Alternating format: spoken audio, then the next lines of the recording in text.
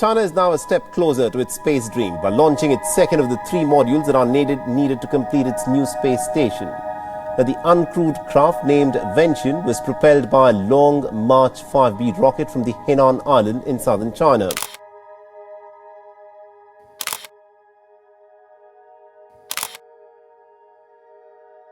Earning a name as one of the most active space programs in the world, China conducts one of the highest number of orbital launches each year. With space launch capability provided by the Long March rocket family and 4 spaceports within its border, China operates a satellite fleet consisting of a large number of communications. The scope of its activities has expanded from low Earth orbit to the Moon and Mars. With ambitions that stretch from the Moon to Mars, it's impressive that Beijing is positioning itself as not just a participant in the space race, but to beat every other nation. But how did China's space program evolve so rapidly? And who are its competitors? Join us as we reveal why China's new giant space station is a nightmare. History and departments of China National Space Administration. When we consider space exploration, the first things that come to our mind are probably NASA and SpaceX, the mighty wonders in space exploration. However, there is another player that is quickly rising on the scene: China. They're not just dipping their toes into space exploration, but they're going all in with a clear strategic vision that could reshape the future of humans in space. But first, when is the history behind the China National Space Administration, and how have they impacted the activities of humans? Founded in 1993, the China National Space Administration, CNSA, has made significant strides in space exploration within a relatively short period.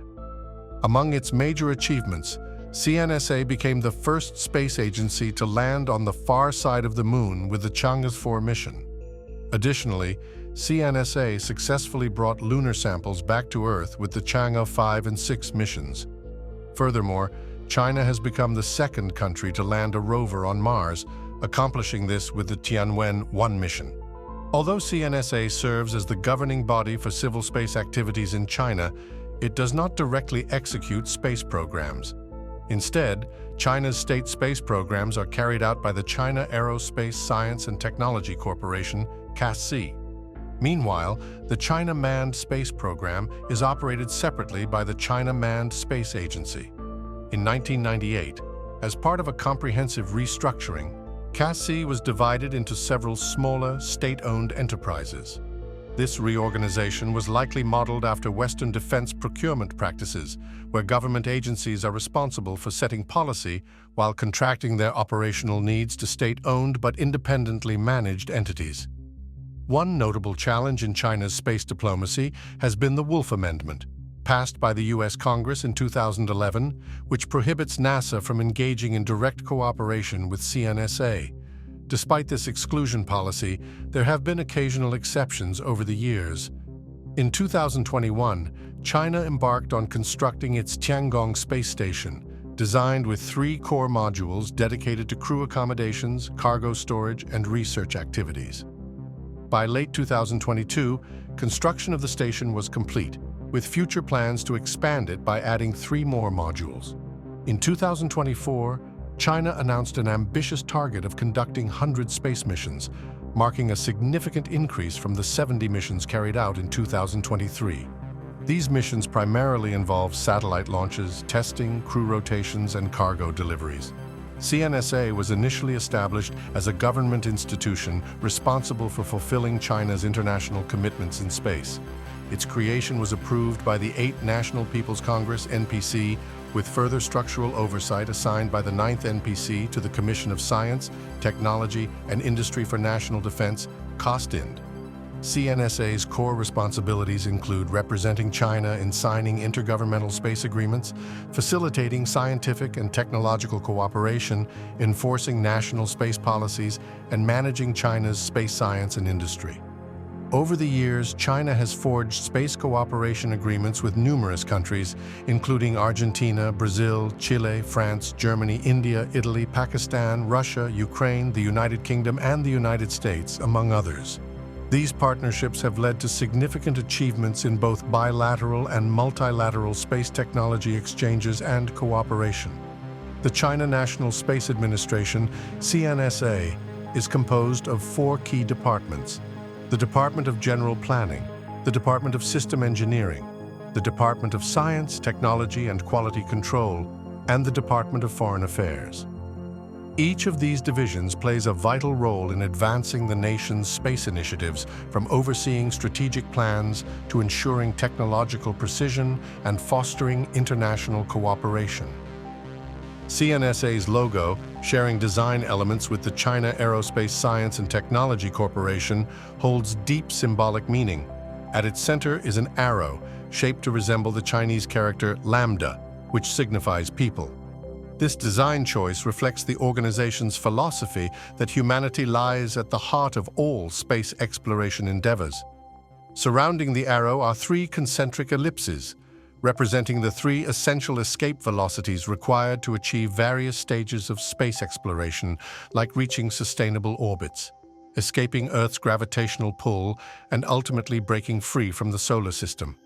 The ellipses illustrate key milestones in space exploration, with the second ring, notably bolder, indicating that China has successfully completed its initial phase of exploration, which focuses on the Earth system. The current focus is on the second stage, which is exploring within the solar system. The lambda character sits above these rings, symbolizing the potential for humanity to go beyond and explore the outer reaches of space. Additionally, olive branches incorporated into the design emphasize China's commitment to pursuing these ambitious goals through peaceful means. History of the Chinese space program. The space program of the People's Republic of China encompasses all the nation's activities related to outer space, with its origins dating back to the 1950s in missile research. Following the founding of the People's Republic of China in 1949, the country was keen on developing missile technology as part of its national defense strategy during the Cold War. A pivotal moment in this pursuit came in 1955, when Qian Xuesen, an eminent scientist in rocketry, returned to China from the United States.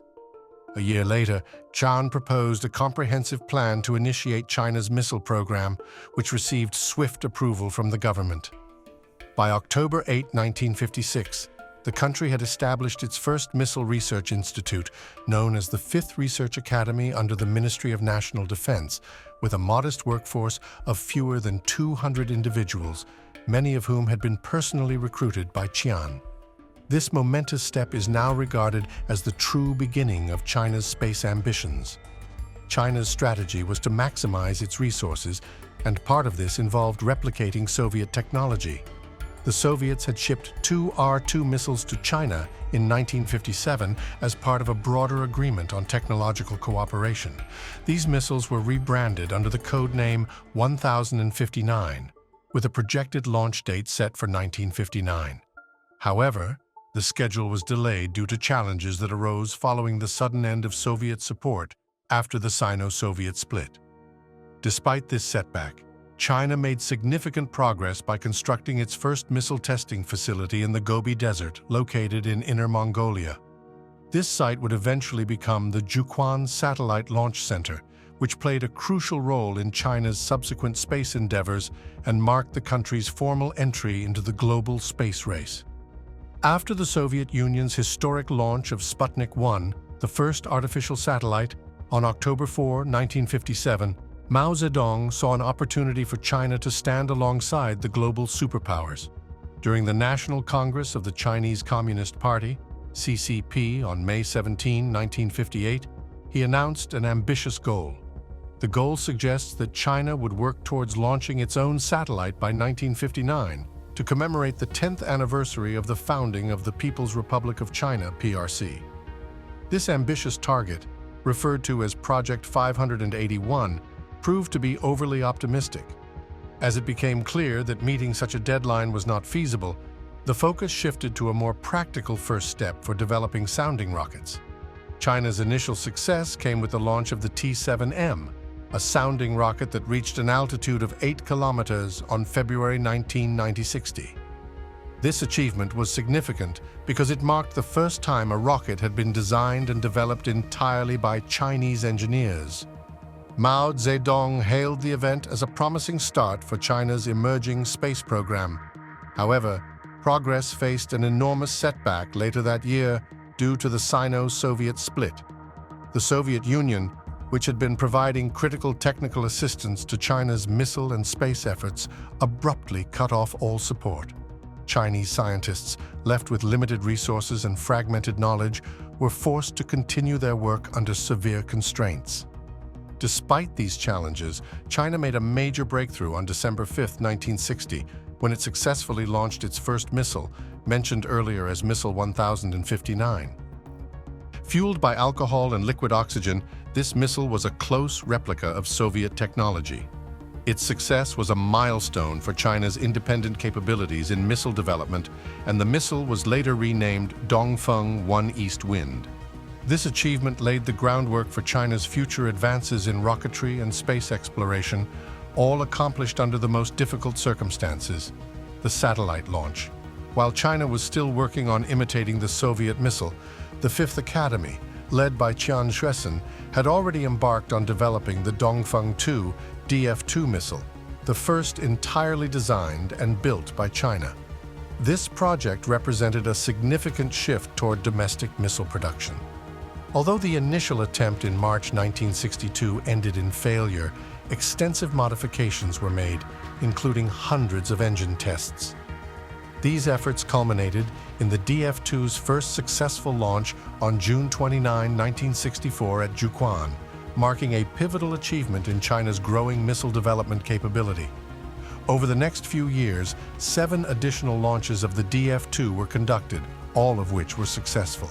The milestone of October 27, 1966, stands out when an upgraded version of the missile, the Dongfeng 2A, successfully delivered and detonated a nuclear warhead at its intended target as part of China's 2 bombs, 1 satellite program. As China's expertise in missile technology evolved, the groundwork was laid for further advancements. In 1965, a new plan for developing carrier rockets and launching satellites was proposed, evolving from Project 581 to Project 651. This program culminated on January 30, 1970, when China successfully tested the Dongfeng 4 missile, which featured key innovations such as rocket staging, in-flight engine ignition, and improved attitude control. The DF-4 would later serve as the foundation for the Long March 1 rocket, with the addition of a solid propellant third stage designed for orbital insertion. This achievement demonstrated China's growing prowess in rocketry and paved the way for future space exploration efforts. China's space program owes much of its early development to the Third Front campaign, a strategic initiative aimed at bolstering basic industries and defense capabilities in the remote, mountainous regions of the country. Launched in the face of potential threats from either the Soviet Union or the United States, the campaign catalyzed the establishment of many of China's aerospace institutions during the late 1960s and early 1970s.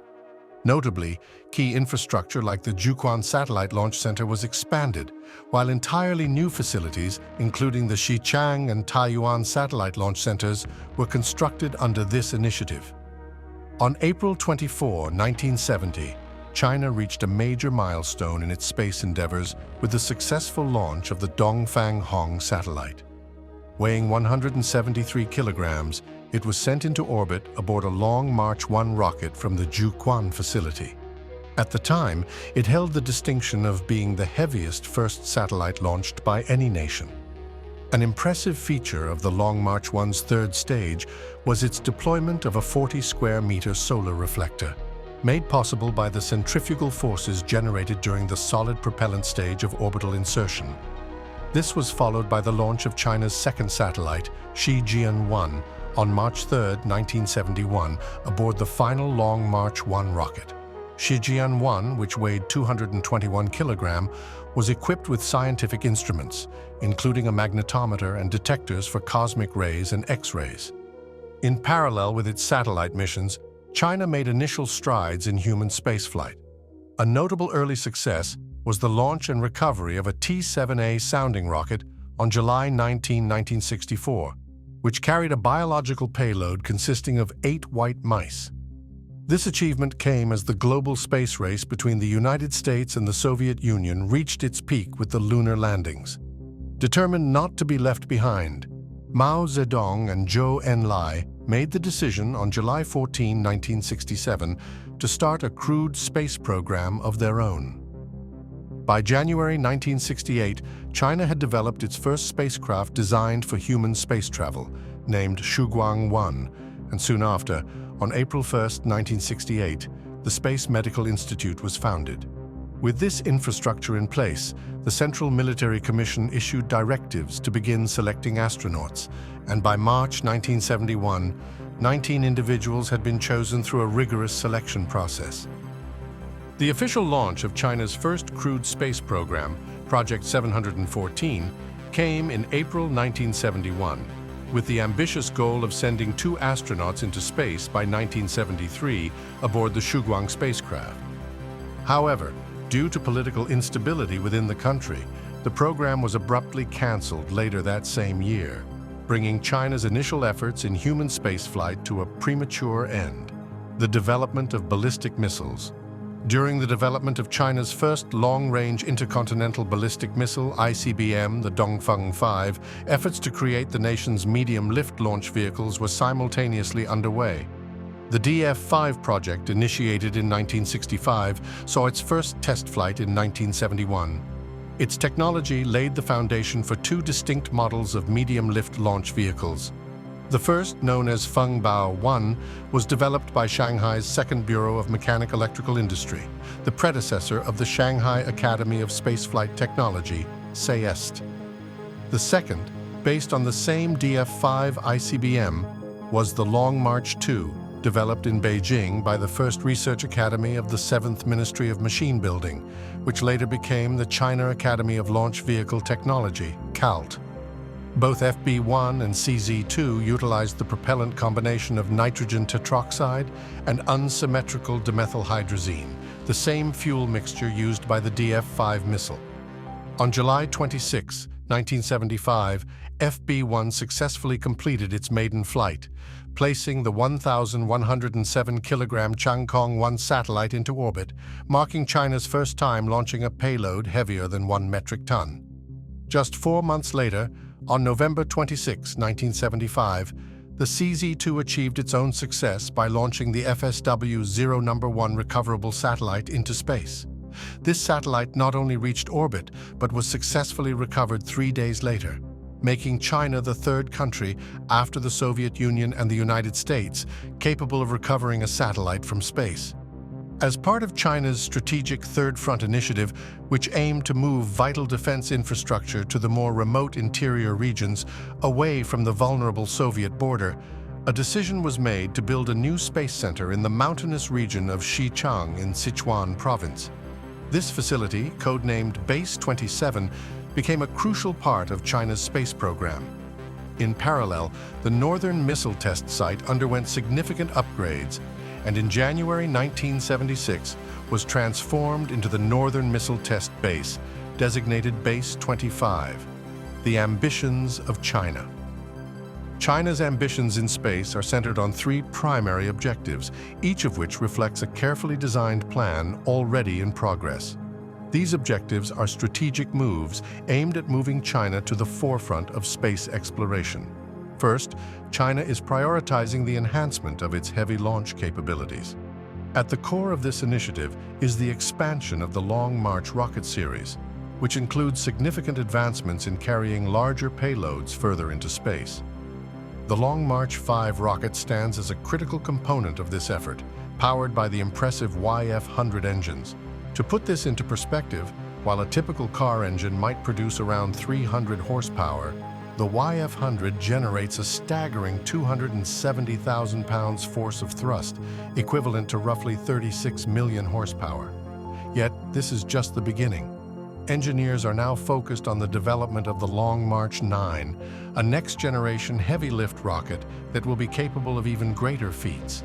The CZ-9 prototype, for example, features 4 liquid fuel boosters and can carry up to 140 tons into space. This enhanced capacity will reduce the need for multiple launches for the same payload, offering substantial savings in both time and resources.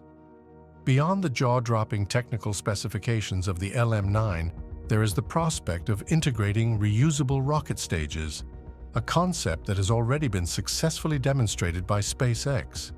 This shift towards reusability will make China's space program both more sustainable and cost-effective. However, China's ambitions extend far beyond launching rockets. The real transformation lies in the creation of a dynamic space infrastructure. This vision includes the construction of refueling stations, cargo transport systems, and even space factories that will allow humans and robots to work in space. Key technological advances are being made to facilitate autonomous spacecraft, self-docking systems, satellite repair capabilities, and the establishment of deep space communication networks, all aimed at enabling more efficient and independent space operations. The centerpiece of China's current space endeavors is the Tiangong space station. Launched in stages, it became fully operational in the late 2022 under the guidance of the China Manned Space Agency. While similar to the International Space Station, Tiangong serves as a springboard for China's broader space ambitions, setting the stage for more significant exploration. Initial plans focus on lunar and Martian missions, but China's long-term vision could eventually extend to other planets and even other star systems. The ultimate goal is to build space stations or even permanent habitats on the Moon or Mars, which would support long-duration human missions beyond Earth's orbit. What does all of this signify? China's efforts in space are not merely an attempt to catch up to current leaders like the United States and its private sector giants, such as SpaceX. Rather, China is positioning itself to surpass them, with the goal of leading the next phase of space exploration. While SpaceX has had impressive success launching 98 rockets in 2023 alone, delivering 1,195 tons of payload into orbit shows that China is closing the gap. In 2023, China conducted 67 launches. However, with plans to exceed 100 launches in 2024, China is clearly ramping up its efforts, potentially forcing SpaceX and its CEO Elon Musk to respond with even greater innovation. Both China and SpaceX are vying for dominance in space, and while SpaceX currently leads in terms of launch capacity, China's carefully laid plans suggest that the competition will only intensify in the coming years. But how did China go from launching its first satellite to becoming a space superpower in just a few decades? Reasons for SpaceX. One of the main reasons behind these impressive numbers for SpaceX is their ability to launch rockets far more efficiently than its competitors, with launch prices as low as $3,000 per kilogram. SpaceX dominates the industry, undercutting other providers by a hefty margin, anywhere from $7,000 to $17,000 per kilogram. To put this into perspective, NASA's old space shuttle program cost around $54,000 per kilogram of payload, and even their more recent space launch system comes in at about $20,000 per kilogram. Other commercial companies like Arianespace and Russia's Roscosmos charge between $10,000 and $20,000 per kilogram. With such competitive pricing, it's no surprise that SpaceX has become the go-to provider for commercial satellite operators, research institutions, and even other governments. But what exactly allows SpaceX to offer such low prices? It all comes down to their reusable technology, especially with Starship, which is designed to be fully reusable. This means they can use the same rocket multiple times, drastically cutting down the cost per launch.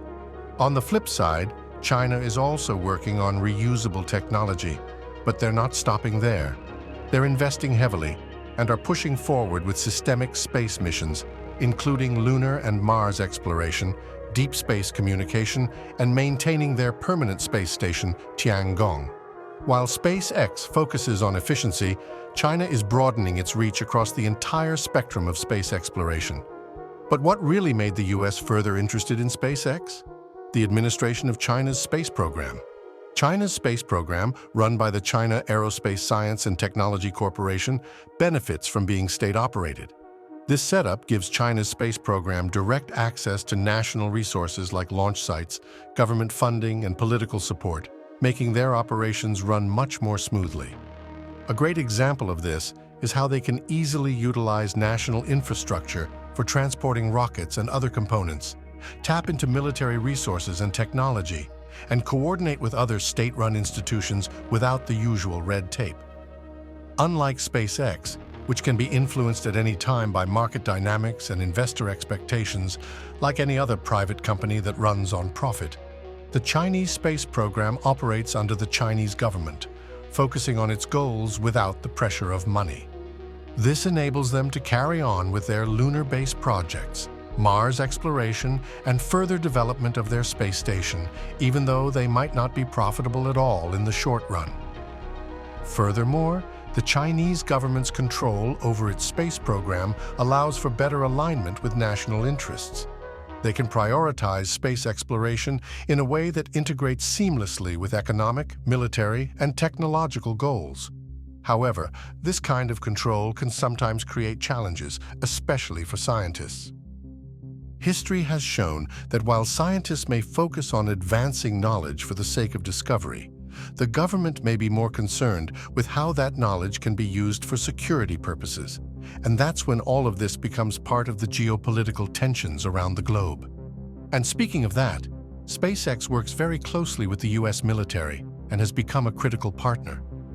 The Falcon 9 and Falcon Heavy rockets have been used to launch many military satellites, GPS satellites, and probably many more secret assets. The United States has long been interested in SpaceX because of Starlink. This technology enhances drone strike operations, reconnaissance, cyber operations, and secure communication. This has been a big concern for China, as they see these partnerships as potential threats to their national security and interests. They are mainly concerned about the widespread deployment of Starlink satellites and their potential to interfere with China's own satellite networks. And what makes the situation even worse is that the high number of satellites risks physical collisions. For example, in 2021, China reported that its Tiangong space station had to perform evasive maneuvers to avoid potential collisions with Starlink satellites on 2 separate occasions.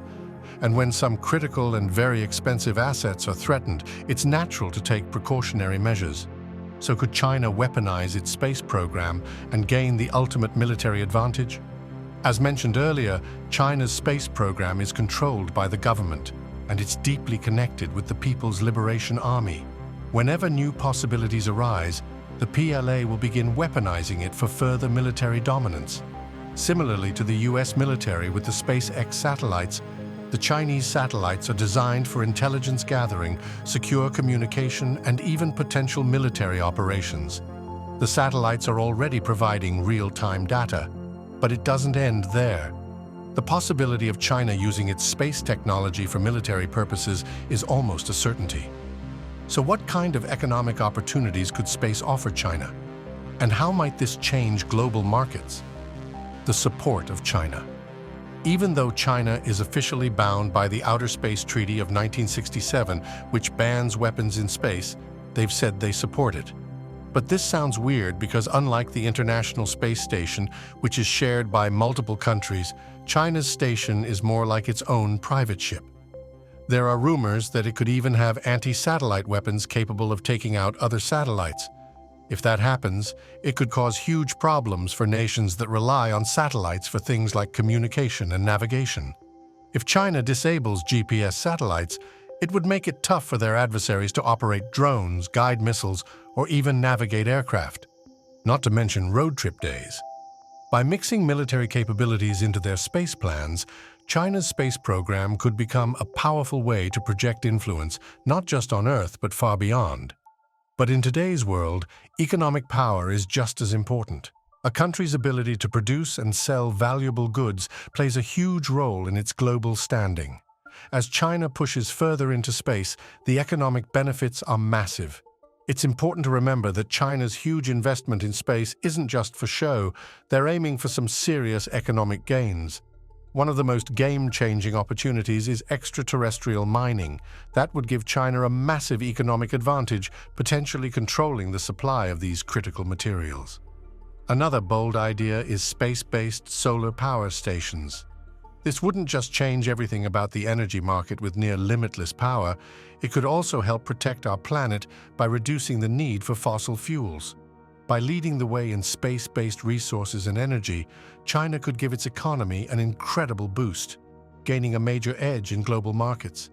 This could shift global power dynamics, putting China in a dominant position, not just here on Earth, but in the broader realm of space as well.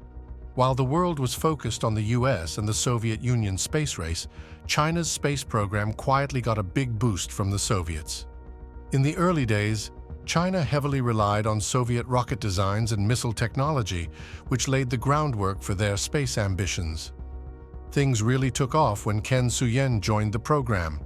With his education at MIT and Caltech, Ken brought invaluable knowledge in aeronautics and rocket science that shaped China's future in space.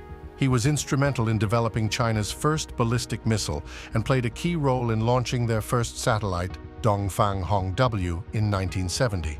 One of China's strengths has been its ability to adapt and improve on existing technology.